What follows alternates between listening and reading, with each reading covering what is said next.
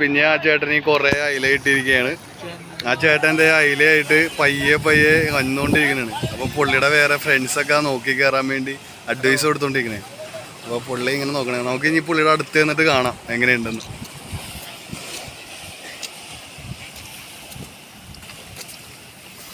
ഉണ്ട് ഇവിടെ പുള്ളിയുടെ കുറേ ഫ്രണ്ട്സൊക്കെ ഉണ്ട്, വേറെ 2 ചൂണ്ടക്കാരൊക്കെ ഉണ്ട്.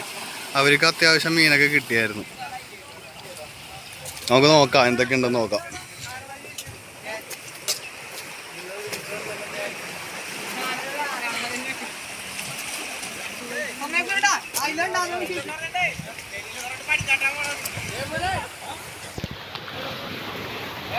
ചേട്ടൻ ഭയങ്കര പായലൊക്കെ തീട്ടി കിടക്കണേണ്. അപ്പോൾ തിരമാലയൊക്കെ വരുമ്പോൾ ശരിക്കും നോക്കിയെടുക്കണം. അതുകൊണ്ട് പുള്ളി ഇങ്ങനെ പയ്യെ കയറണം.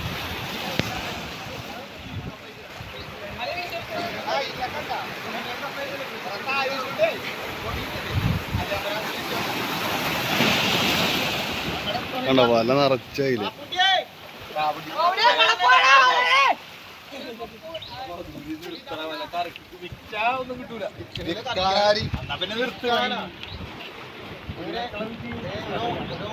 ഇനി അവര് തിരിഞ്ഞ് ബക്കലിടുന്നു, അടുത്ത വല വീശുന്നു. ഇതൊക്കെ തന്നെ.